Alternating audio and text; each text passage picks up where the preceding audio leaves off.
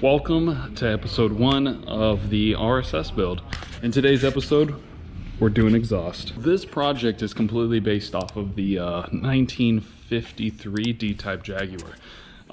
It was a Le Mans race car, and then later it was converted to a Jaguar XKSS, which is what the body style I'm going with. But you can't really exactly buy these. There are kits online, but they're not exactly accurate. So instead of buying a kit online, which are not really accurate because they flare the rears, and I just didn't really have the budget to be buying a $30,000 fiberglass body. So what I ended up doing is hand sculpting for 4 years my own body and making a plug and a mold. And so this is completely monocoque and absolutely solid. It is composite, but yeah, I also added 6 inches in length. That's what she said. So anyway, that was a brief kind of preview of the car body and kind of the style that I'm going for. It's gonna be like a resto mod, but I've done everything. So I built the body, I built the chassis. The car's using a LS1, or technically a 5.3 liter truck motor. I know, for all the fanboys out there, don't start yelling at me because I didn't put a straight 6 in this. And with the custom body, I built my own chassis from the ground up. So actually the chassis slides out completely, or more accurately, the body slides off. And it's got mounting points that I recently made, and there's some in the rear. So this is all solid, absolutely. The body is completely on and ready to go. Paired with the LS is not a Tremec, which I was originally gonna do. It's actually a Porsche 944 rear transmission.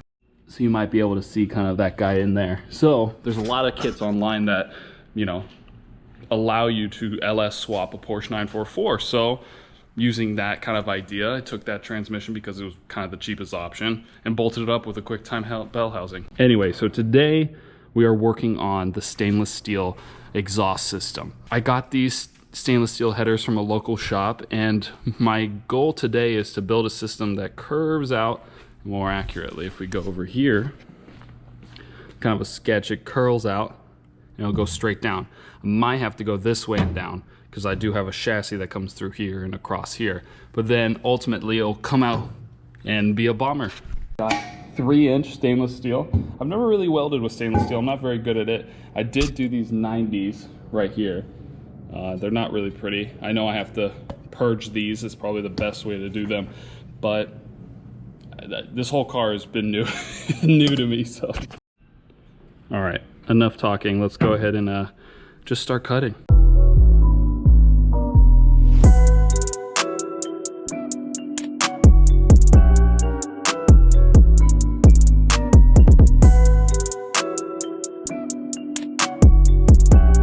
All right, now that we got that all raised up, I mean, cutting with an angle grinder, cutting radiuses with an angle grinder is not exactly the smartest thing, but let's see how this looks.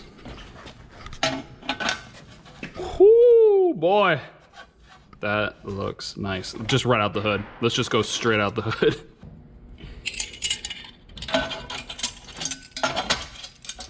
All right, the V-clamps are in. It's looking pretty good. Obviously, we're noticing that this is right in direct line with this. So we're gonna have to go from that point to this point. All right, so I've marked up this side kind of close. I measured it up. I mean, it's not gonna look pretty. Either way, I'm gonna do a shroud, either out of carbon fiber or aluminum, most likely aluminum for heat resistance. But yeah, let's cut this bad boy up.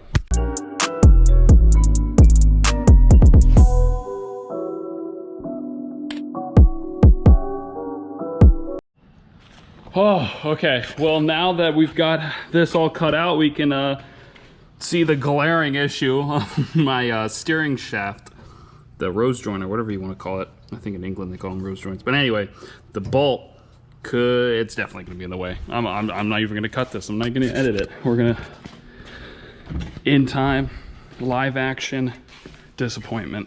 Here we go. To be then amazed. Holy shit. What? It fits. Hey, that's what she said. So now that we have both on, we can kind of get a nice little wide angle view of how it looks, and it looks sick. I mean, once the engine bay is all dressed up, I mean, this thing looks monstrous. It looks like someone decided to put a 400 horsepower V8 on a bed frame. So we'll see how it turns out. I mean, this car will have the same power to weight ratio as a Porsche GT3 RS.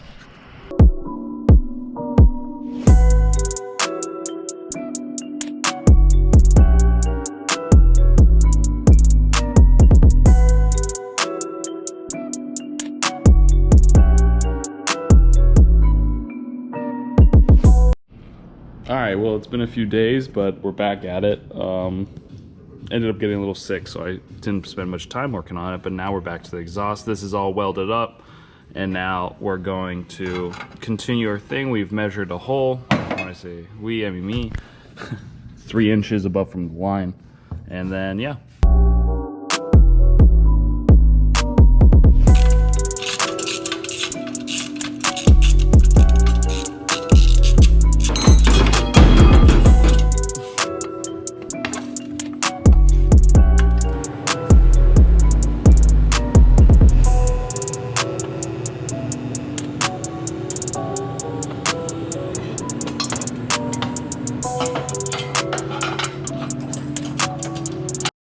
Alright, so this is all tacked together, and now it's time to work our way down. Now that it's tacked, I can really kind of, you know, tape and really figure out what's going to be the best solution for going down here. And it looks so weird, but I mean, I'm not hating it. It looks weird, but I'm not hating it.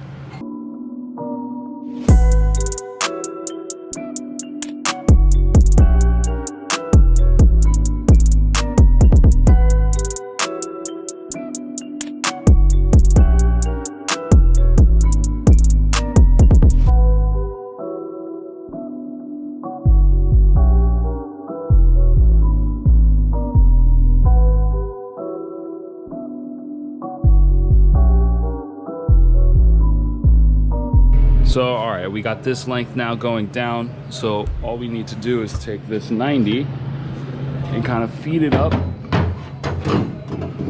and then connect it there and get everything lined up and looking good, and we should be ready to go.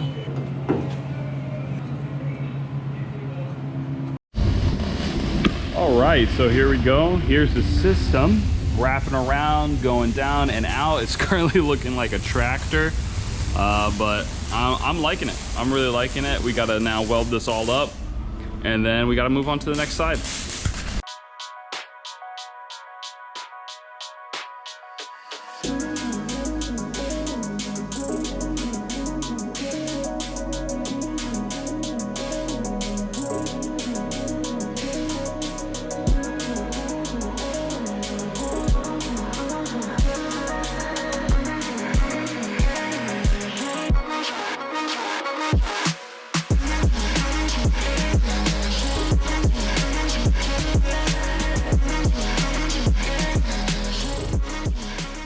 All right, so it's in. It's looking kind of sick. It looks like a tractor. Obviously this will get cut, and then a V-band will go on here to a 90 that will run the side, but for now it's just going to be straight piped. But it looks very nice. It's a little, the heat obviously affected it because it's rubbing against there right now, but we'll see what we can do. Since the passenger side is now done, so I'm just sweating. Now this side's done, we just need to do this side. And just like this, just like that, it's done. That was a 4-day process. Yeah, I mean, it's all looking good. Now it's time to fully weld it.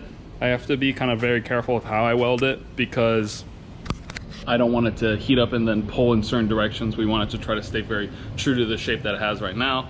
So yeah, I'm gonna get to that.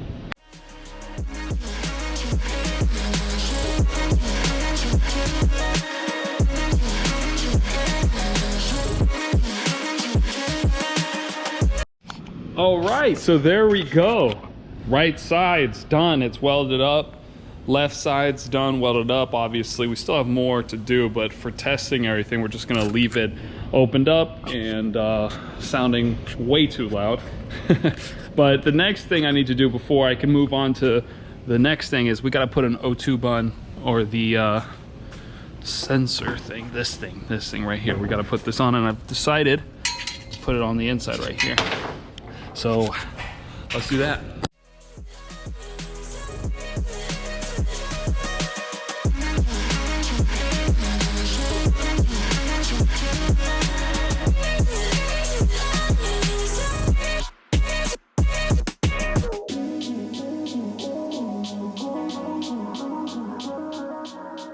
There we go. Everything's welded up and it's all looking good. The sensor's ready to go. So when we do our wiring, we'll be ready to go. Now, guys, I wanted to say thank you for tuning in for the first episode. I'm excited to finish up the exhaust, and I'm excited for you guys to see episode 2, where we build our own steering wheel. See you guys in the next one.